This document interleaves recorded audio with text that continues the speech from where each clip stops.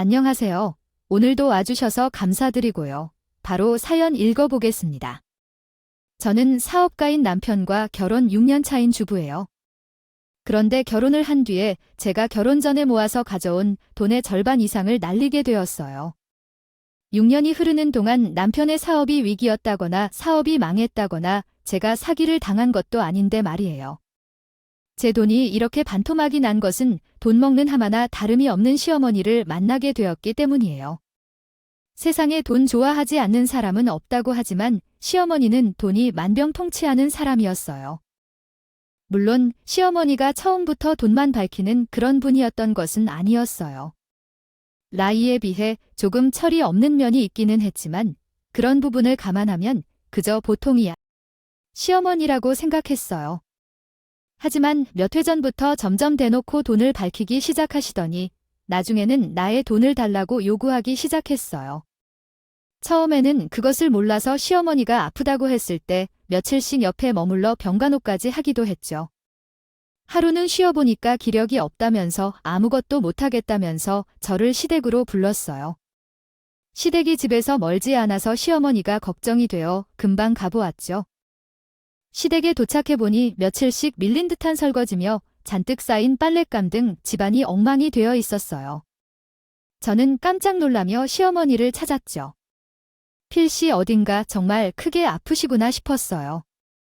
시어머니를 찾아 안방에 들어서자 시어머니는 안방에 누운 채로 기력이 없다는 말을 하고 계셨어요. 어머니, 어디가 많이 편찮으세요? 무슨 일이세요? 병원은 다녀오셨어요? 아, 이거 기력이 없어 죽겠네. 내가 아주 여기저기 다 쑤시는 것 같아.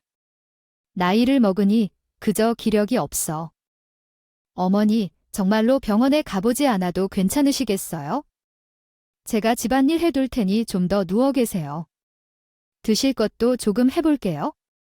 저는 시어머니가 걱정되어 밀린 집안일을 하고 호박죽을 쑤어서 가져다 드렸어요. 하지만 시어머니는 얼굴이 찌푸린 채 호박죽은 입에 대지 않으셨어요. 혹시 몸이 많이 불편하신가 싶어서 저는 다시 시어머니께 말을 걸었죠. 어머니, 어디가 편찮으세요? 혹시 배가 많이 안 좋으신다거나 콕콕 찌른다거나 멍하게 아프다거나 하세요? 아니, 배는 괜찮아. 그래서 그런 거 아니야? 그럼 왜 죽을 못 드세요? 한번 드셔보세요. 그래야 기운을 찾으시죠. 주옥은 무슨 하천, 비싸고 좋은 것 좀 가져와 봐. 내가 이렇게 아픈데 말이야. 비싸고 좋은 건 나중에 사다 드릴게요. 지금은 일단 어서 죽 좀 드셔보세요. 다 나아야 어디를 가든 말든 하죠. 시어머니는 못마땅한 표정으로 일어나 어거지로 호박죽을 트셨어요. 저는 시어머니가 투정을 부린다고만 생각했고 무엇인가 드셔서 다행이라고만 생각을 했죠. 그리고 저녁이 되어 시어머니가 드실 저녁까지 차리고 집으로 돌아왔어요. 집에 돌아와 남편이 퇴근하기 전에 혼자 곰곰이 생각해보는데 시어머니께 보양식이나 영양제를 해드려야겠다는 생각이 들었어요. 그래서 퇴근한 남편을 붙잡고 말했죠. 여보, 오늘 어머니 댁에 가보니 어머니가 너무 기력이 없어 하시더라. 혹시 토종달 좀 사서 보양식 해드리면 어떨까 싶어. 토종달이 비싸긴 하지만 어머니가 비싼 거 드시고 싶다고 하시기도 하고 닭고기 좋아하시니까. 그리고 요새 어르신들에게 좋다는 영양제가 있는데 이것도 좀 사다 드리면 어떨까? 나이 많으신 분들이 자꾸 안 먹어서 영양 상태가 안 좋다고 하잖아. 영양이 부족하면 기력도 없을 거야. 여보, 나는 여보가 우리 어머니를 이렇게 잘뜰하게 챙겨줘서 얼마나 고마운지 몰라. 그럼 토종달기든 영양제들 살 수 있지? 내가 주문해 둘 테니까 걱정하지 마버. 남편은 고맙다고 하면서 즉시 토종달과 영양제를 주문했어요. 그것들이 도착하기를 기다리는 며칠 사이 저는 매일 시어머니 댁에 왕래하며 집안일을 맡아 했어요. 며칠 뒤 토종달이 도착했기에 저는 압력밥솥을 사용해 토종달 백숙을 만들었어요. 그리고 백숙과 영양제를 대고 시어머니 댁에 도착했어요. 어머니, 저 왔어요. 오늘 토종달 백숙 해왔으니 좀 드셔보세요. 이거 드시고 기운 차리셔야죠. 그리고 영양제도 있으니까 오늘부터 매일 챙겨 드셔야 해요. 비타민이 부족하면 기력이 없어진다고 하잖아요. 저는 열심히 가지고 온 백숙을 식탁 위에 차렸어요. 그리고 영양제를 여러 옆에 두었죠. 시어머니가 식탁 앞에 앉는 걸 보고 집안일도 시작했어요. 그런데 시어머니는 식탁 앞에 우두커니 앉아서 백숙에 손도 대지 않고 입을 삐쭉 내밀고 있는 것이었어요. 저는 시어머니가 왜 그런지 몰라 시어머니에게 백숙을 드시라고 다시 권해드렸어요. 그랬더니 시어머니는 입을 삐쭉 대시며 이렇게 말씀하셨어요. 내가 언제 이런 거 해달랐냐?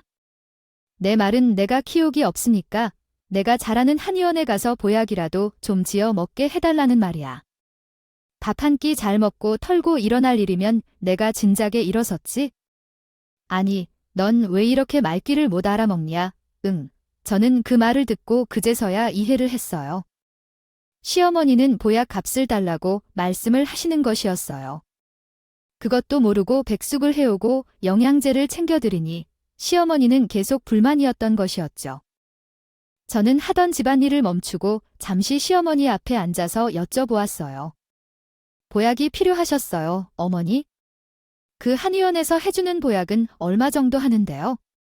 그 보약, 그거 300만 원 정도 하더라. 아니, 녹용이 들어가서 비싸다고 했어. 옛날에 그 보약을 먹은 적이 있는데 하루 종일 기운이 펄펄 나더라고.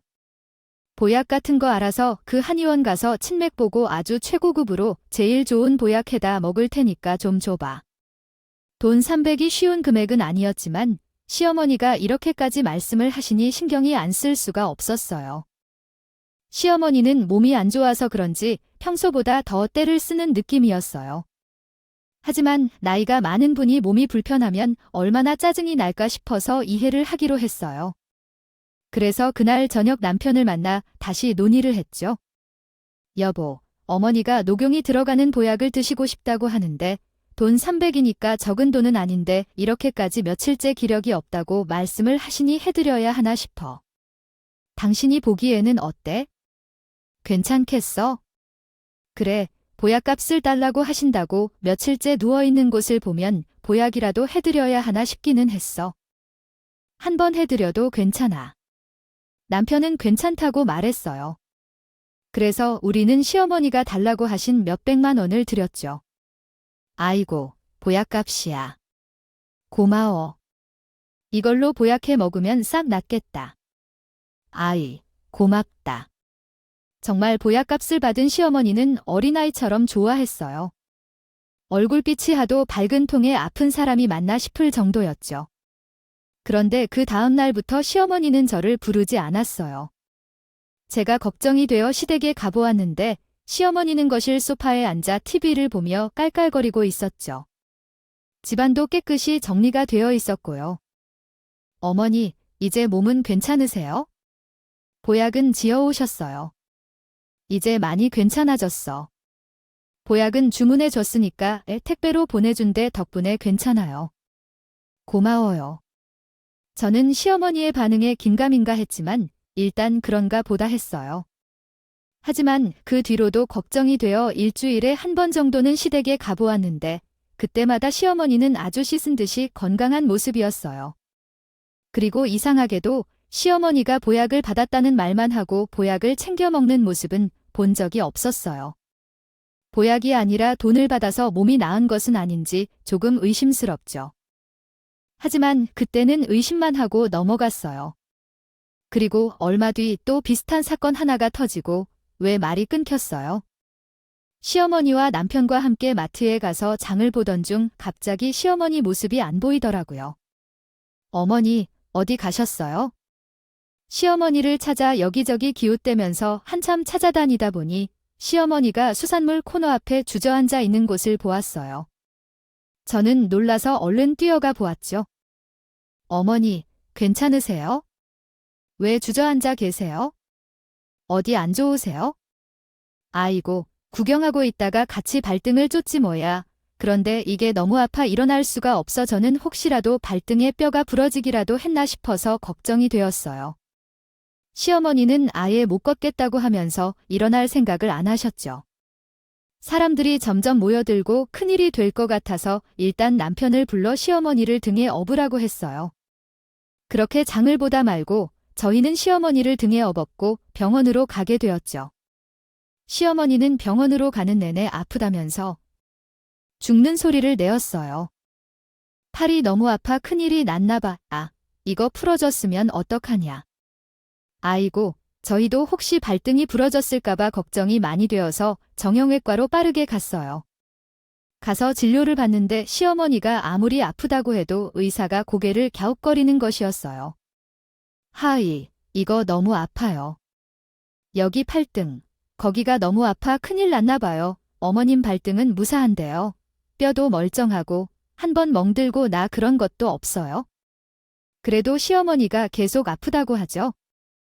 의사는 저희를 따로 불러서 발등에 이상은 없다고 며칠 있어보고 계속 아프다고 하시면 다시 병원으로 오시라고 말했어요. 저희는 병원에서 이상이 없다고 하니 일단 시어머니를 시댁으로 모시고 갔죠. 그날은 그렇게 지나가는가 싶었는데 이후 보약대와 피스톤 그림으로 일이 흘러가는 것이었어요. 시어머니는 첫날에는 발등이 아프다고 하시더니 그 다음 날부터는 다리가 아파서 일어날 수가 없다며 자리에 몸져 누우셨어요. 집안일을 할 수 없다고 하셔서 다시 제가 가서 집안일을 돕고 있죠. 저 드드라는 듯이 큰 소리로 이렇게 말을 하기 시작했어요. 아이고, 다리도 아프고 폐도 아프고 아예 온몸에 힘이 없어 일어날 수가 없네. 이제는 제대로 걸을 힘조차 없나 봐. 나의 든 게 이렇게 서러워. 아이고. 저는 이 상황을 한번 겪은 것 같아서 설마 하면서 시어머니의 말에 대답을 해봤어요. 어머니, 정확히 어디가 아프세요? 말씀을 해주셔야 저희가 나을 수 있게 해드리죠. 그러자 시어머니는 제가 물어보기를 기다린 사람처럼 얼른 이런 말을 하는 것이었어요. 어디가 아픈 줄 내가 어떻게 알아? 그냥 온몸에 힘이 없어. 그러니까 병원 좀 여기저기 다녀보게. 병원비 좀 줘봐. 평소에도 병원 가서 검진을 받고 싶은데 아이, 돈이 없으니까 못하잖아. 진작에 검진 받으러 다녔으면 이렇게 누워있을 일도 없을 텐데. 아이고, 시어머니의 한탄의 끝에는 또 이렇게 돈을 요구하는 얘기가 나왔어요. 저번에도 그렇고 설마 이번에도 그럴까 했는데 어김이 없었죠. 저는 이제 시어머니 꿍꿍이를 확신했어요. 시어머니는 아프다는 엄살로 돈을 요구할 생각이었던 것이었죠. 그렇지만 아프다고 하는 사람에게 모자에게 돈을 줄 수 없다고 말하기도 힘들었어요. 또 시어머니에게 매달 드리는 용돈 외에 조금 더 드리는 것 정도는 가끔 할 수 있다는 마음도 조금은 있었고요. 엄살을 피우면서 떼쓰는 시어머니가 조금은 얄밉기는 해도 말이에요. 저녁에 남편을 만나 다시 한번 상의했어요. 남편에게 시어머니의 엄살에 대해서도 말을 했죠. 여보, 아무래도 어머니가 용돈이 필요해서 엄살을 피우시는 것 같아요. 저번에도 보약값 드린 걸로 아무래도 보약을 사 먹지 않으실 것 같았는데 이번에도 병원비 달라고 말씀을 하시네요. 병원비가 아니라 용돈을 달라고 하시는 것 같은데 그래도 챙겨드리는 게 나아요. 제 이야기를 듣더니 남편도 상황 파악이 된 것 같았어요.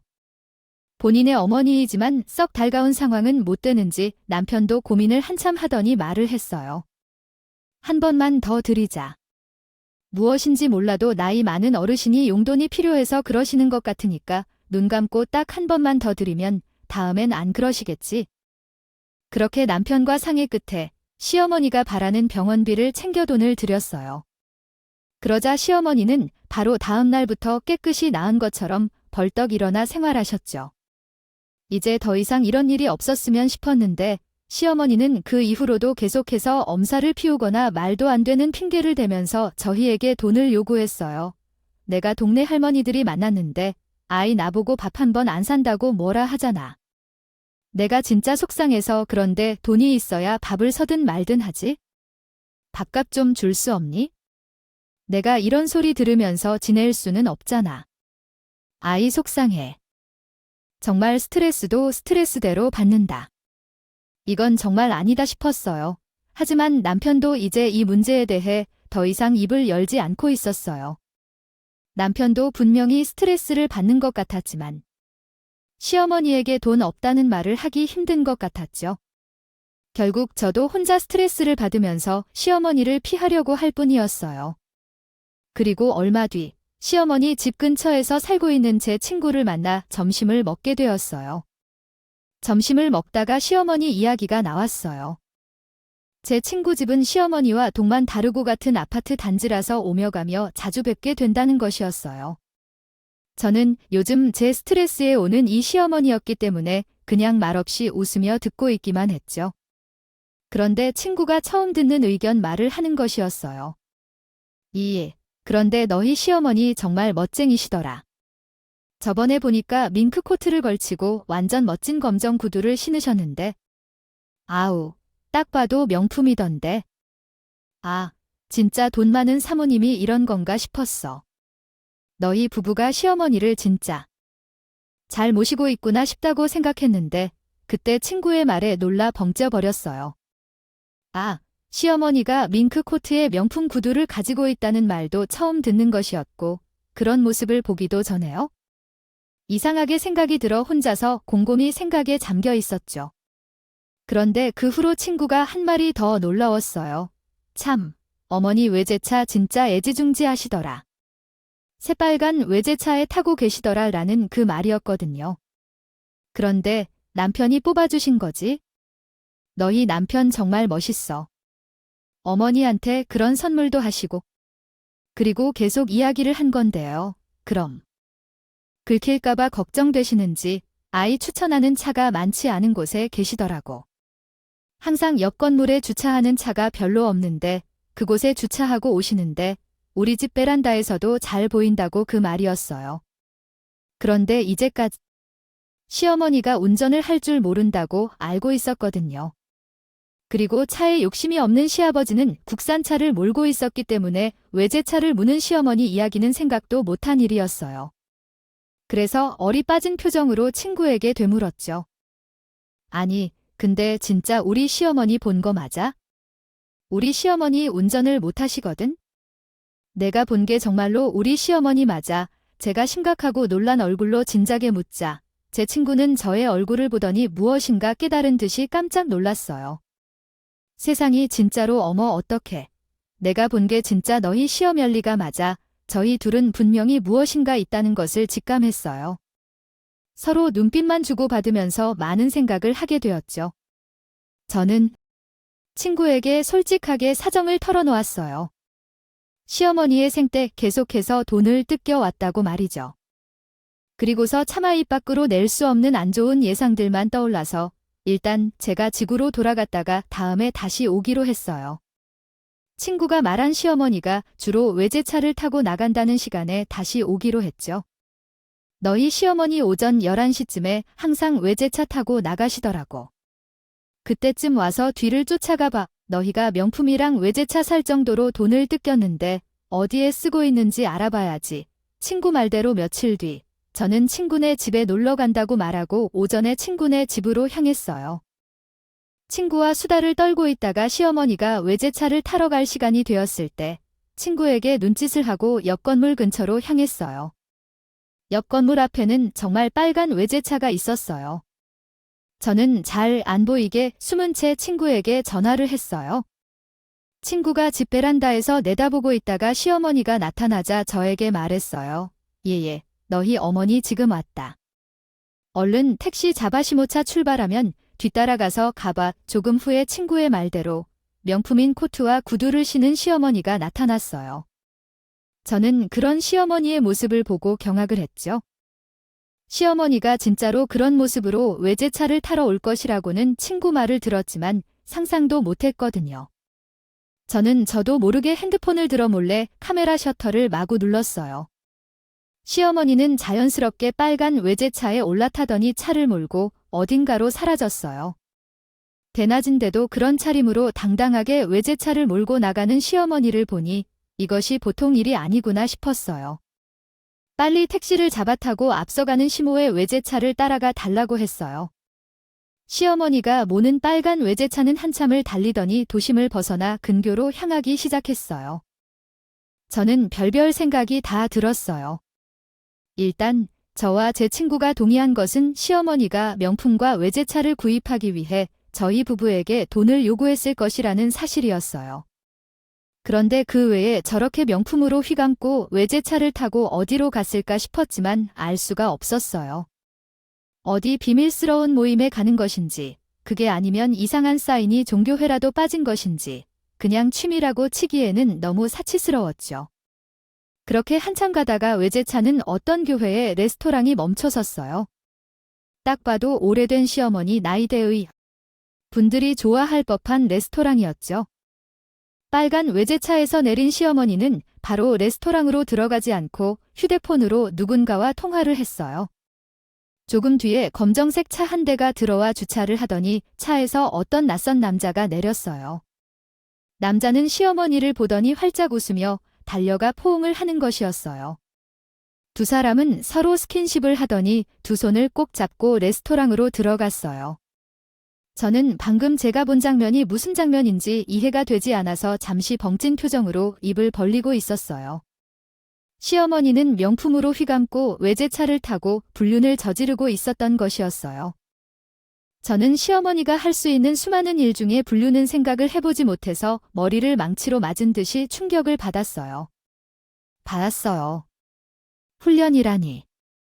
물론 나이가 많은 분들도 불륜을 저지를 수는 있지만 아무리 촐이 없다고 해도 우리 시어머니가 불륜을 저지를 거라고는 생각을 못 해봤거든요. 처음에는 어이가 없다가 시아버지와 남편 생각과 시어머니가 뜯어간 돈을 생각하니까 점점 화가 나기 시작했어요. 당장 레스토랑에 들어가서 시어머니를 끌고 나와 따져버릴까 했지만 그렇게 하면 시어머니는 뻔뻔하게 아무 사이가 아니라고 할지도 몰랐어요. 제가 시어머니에게 따져 묻기 위해서는 시어머니의 불륜에 대한 명확한 증거가 필요했죠. 저는 지금은 더 이상 보지 않아도 될 것 같아서 일단 다시 택시를 타고 집으로 돌아왔어요. 시어머니의 불륜 사실을 알게 된 이상 특단의 조치가 필요했어요. 시어머니가 파렴치한 짓을 하기 위해 저희 부부에게서 돈을 뜯어 갔다는 것, 또 착한 시아버지를 배신하고 웬 낯선 남자와 불륜을 저지르고 있다는 것은 안 이상 시어머니의 행동을 처단해야겠다는 생각뿐이었어요. 어떻게 할까 하고 있는데 친구에게 전화가 와서 제가 본 것을 말해주었어요. 세상에, 어떻게 설마 불륜일 줄은 몰랐어. 아무리 그래도 나이가 있으신데 사치 부려야 하는 사교 모임 같은데 맞으신 줄 알았지? 어떡하니 정말 나도 모르겠어. 정말 이렇게 황당할 수가 없어. 설마 불러낼 수가, 친구 말이 맞았어요. 증거를 찾아내서 시어머니의 파렴치한 불륜 행각을 막아야 했어요. 저는 친구 말대로 하기로 하고 며칠 뒤 실행으로 옮기기로 했어요. 시어머니가 외제차를 타고 외출하고 온 날, 저는 오후 5시가 너무 후에 시댁으로 갔어요. 마치 오랜만에 저녁을 차려 드리러 온 것처럼 했죠. 저녁을 차리면서 청소를 시작했고 집 구석구석을 둘러봤어요. 식탁 위, 화장실, 서랍, 침대, 협탁 등 생각나는 곳들은 모두 찾다가 빨래를 넣는 척하면서 시어머니의 옷장 서랍을 열어보았어요. 시어머니의 차 키는 시어머니 옷장 서랍 한 구석이 들어있었어요. 저는 속으로 나이스를 외치며 그 키를 챙겨서 잠시 마트에 다녀온다고 하고 밖으로 나왔어요. 밖으로 나와 즉시 시어멜니의 외제차가 있는 곳으로 갔어요. 외제차 문을 열고 운전석으로 들어갔죠. 그런데 저는 문을 열고 앉자마자 어이가 없어 헛웃음을 웃었어요. 시어머니가 명품과 외제차로 무엇을 하고 다녔는지는 내비게이션을 보지 않아도 알 수 있었거든요. 운전석 앞에는 시어머니와 불륜 상대인 나이가 있어 보이는 남자가 함께 찍은 사진이 여러 장 붙어 있었어요. 둘은 끌어안기도 하고 남사스럽기도 한 포즈를 하고 누가 봐도 완전히 연인이었죠. 저는 놀랍기도 하고 거부감이 되기도 해서 정말 입이 다물어지지 않았어요. 차 안에 이렇게까지 대놓고 불륜 사진을 붙여놓으니 정말 겁이 없고 뻔뻔하구나 싶기도 했어요. 어쨌든 저는 핸드폰으로 차 내부를 영상 촬영했어요. 그리고 내비게이션을 켜서 목적지도 훑어보았죠. 목적지는 대부분 도심을 벗어난 변두리였어요. 많은 사람들의 눈을 피할 수 있는 그런 장소들이었죠. 그 장소들은 전부 시어머니의 미래 장소였던 것이었어요. 저는 그 장소들의 주소도 모조리 기록으로 남겨두었어요. 그리고 한 가지 더 걸리는 점이 있어서 어디를 더 살펴볼까 하다가 트렁크를 열어보았죠. 그랬더니 아니나 다를까 입고 다니던 명품 옷이며 코트, 명품 구두들이 트렁크에 가득했어요. 트렁크에 숨겨두고 있는 명품들이었던 것이죠. 저희 부부에게 뜯어간 돈으로 이 많은 물건들을 마련했을 것을 생각하니 화가 많이 났어요. 일단은 시어머니가 눈치채지 못하도록 그 물건들을 그대로 두고 사진으로 남겨두었어요. 저는 결국 가족들 아무도 모르는 시어머니의 불륜 사실을 알게 되었어요. 시어머니는 시아버지가 출근한 시간을 노려 자유를 과하게 만끽하고 있었던 것이었죠. 불륜을 저지르는 데 사용하려고 저희 부부에게서 돈을 뜯어간 것도 괘씸한데 착하고 검소한 시아버지를 배신하고 불륜을 저지르고 있었더니 그것 또한 용서할 수가 없었어요. 이 사실을 가족들에게 말할까 고민도 해보았지만 그 전에 시어머니가 어떻게 행동하는지 관찰을 좀 더 해보기로 했어요. 사실 말을 해버려도 괜찮았지만 나이가 많은 시아버지가 너무 충격을 받으실까 싶어서 가급적이면 제 선에서 정리하고 싶은 마음도 있었어요. 그리고 잘하면 이것을 이용해 저희 부부에게 돈을 써가는 행동도 막을 수 있을 것 같기도 했고요. 얼마 후 설날이 되어 온 가족이 모이게 되었어요. 저는 너무 큰 비밀을 혼자 하게 되어서인지 시어머니를 대하는 것이 영 껄끄러웠어요.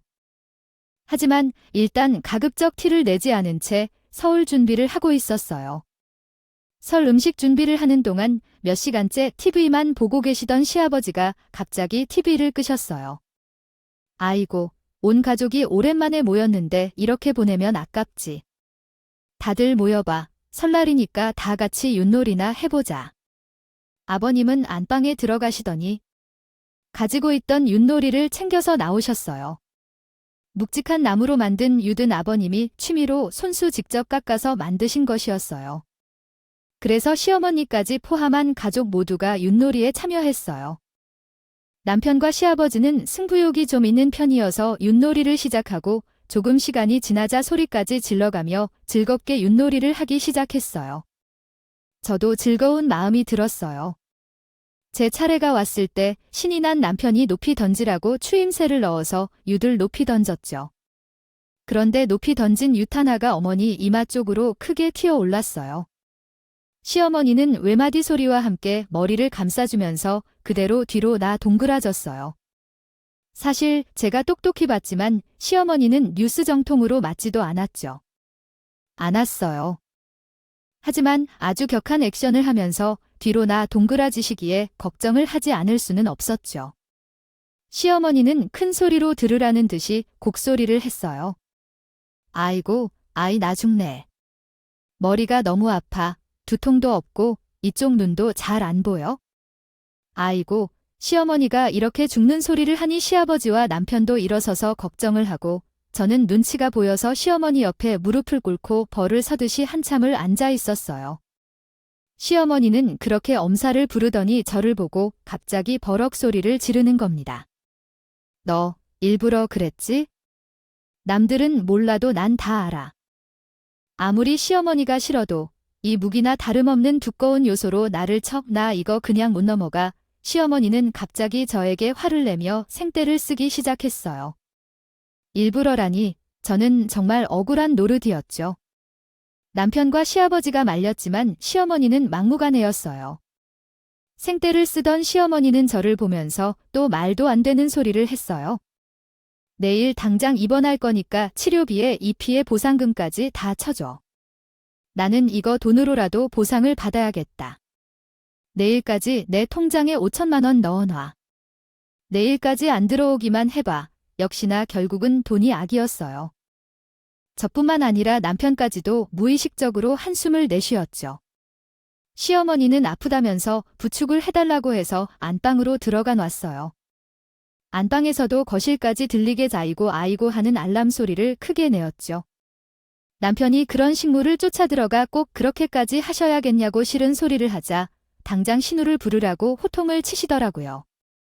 아들 자식은 키워봤자 다 소용없다며 며느리가 뺏어가서 자식도 아니라고 명절 때 안 올라온다고 했던 지방사는 신우를 부르라고 울부짖으시는데 정말 어이가 없더라고요. 저는 그런 시어머니의 말에 속으로 크게 화가 났어요. 불륜 자금이 필요해서 엄살을 떨고 생떼를 내는 주제에 5천만 원을 내놓으라고 협박을 하다니 뻔뻔한 것도 이렇게 뻔뻔할 수가 없었어요. 저는 바로 지금이 시어머니를 꼼짝도 못하게 할 때라는 생각이 들었어요. 저는 수건을 적셔 안방으로 들고 들어갔어요. 두통이 심하다며 소리를 고래고래 지르고 있는 시어머니 곁으로 갔죠. 가지고 온 수건을 시어머니의 이마 위에 올려놓으면서 시어머니만 들을 만큼 작은 목소리로 말을 했어요. 어머니, 몰래 타고 계신 빨간 외제차 말인데요.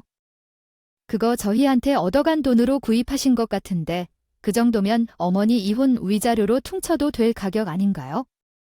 제가 이렇게 속삭이고 어머니의 차 번호 내 자리를 불러주자 시어머니는 소수라 치듯이 놀라면서 몸을 반으로 접힐 정도로 벌떡 자리에서 일어났어요. 그러더니 밖에 들리지 않게 말까지 더듬어가면서 저에게 말했어요. 내가 그걸 어떻게 알아봤어 봤냐고? 보다 맞아요. 보는 걸 넘어서 차 안에 있던 불륜 증거까지 싹 다 가지고 있는 거려. 못 믿으시겠다면 보여드려요. 차 안과 트렁크까지 다 본 저는 시어머니가 예상하는 것보다 아는 것이 많았어요. 저는 여유롭게 제 핸드폰을 들고 와서 차 안과 트렁크를 촬영한 영상을 시어머니께 보여드리면 말했어요. 보세요. 이 사진에 있는 남자분은 어머니의 불륜 상대죠. 그건 시아버지를 속이고요. 시아버지가 출근한 시간에 몰래 만나러 나갔던 거잖아요. 그것도 저희한테 갈취한 돈으로 명품 사서 휘감고 말이에요. 제가 진짜 계속 모르고만 있을 줄 아셨어요. 제가 차근차근 짚어주며 말하자 시어머니는 얼굴이 사색이 되었어요. 차 안의 내비게이션 목적지와 트렁크 명품목과 구두들까지 보여주자 시어머니는 덜덜 떨면서 두 손으로 제 입을 막으면서 말했어요. 아가, 내가 잘못했어.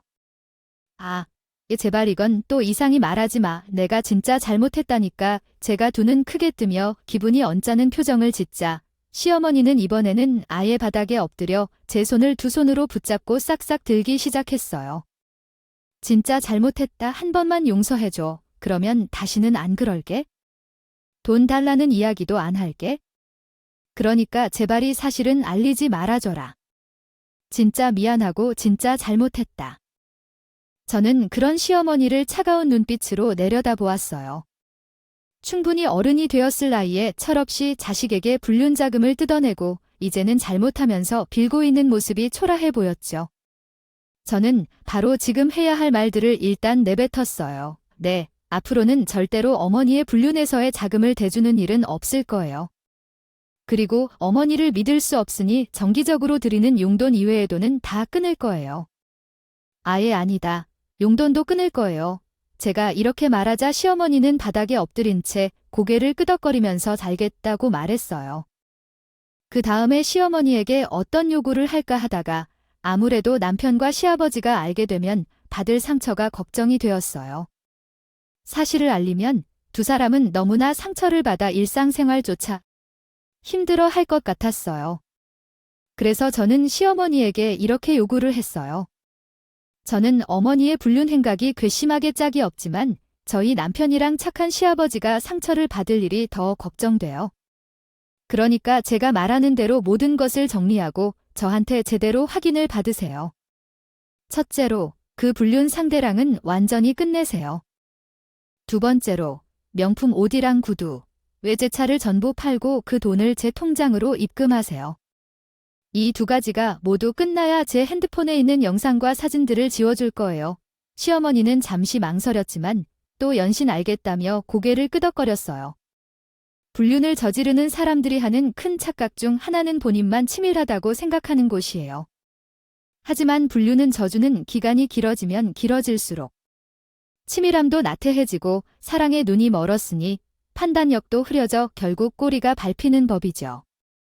또한 본인이 그런 행동을 하는 것을 뒤쫓는 다른 사람들도 충분히 치밀할 수 있죠. 다음 날부터 저는 일부러 시댁으로 매일 출근했어요. 시어머니가 딴짓을 하는지 아닌지 제가 약속한 것들을 제대로 시행하는지 확인하려고 말이에요. 시어머니, 제가 갈 때마다 눈치를 잔뜩 보면서 기도를 펴지 못했어요. 어머니, 제 차를 파셨어요. 명품 옷과 구두들은요, 다 중고로 내놓았어요. 어제 내놓았는데 명품 옷과 구두는 몇 개 팔렸고, 제 차는 아직 연락이 없어요. 그래요. 그럼 명품 옷과 구두를 판매한 금액 저한테 보내셔야죠. 왜 안 보내셨어요? 어디다 팔았는지, 또 얼마 받았는지? 영수증도 보여주세요. 시어머니는 완전히 귀가 팍 죽어서 제가 하라는 대로 영수증도 보여주고 제 계좌로 돈도 보냈어요. 저는 그렇게 매일 같이 출퇴근을 하면서 시어머니가 외제차를 판 돈까지 보내줄 때까지 감시를 했죠. 시어머니는 그렇게 저와 무덤까지 가지고 갈 비밀을 나누게 되었어요. 요즘은 인생의 수치를 다 들켜서인지 전과 같지 않고 저에게 껌뻑 죽게 되었어요. 어찌 보면 저에게는 이 일이 돈 먹는 하마의 입을 틀어막게 된 것이었어요.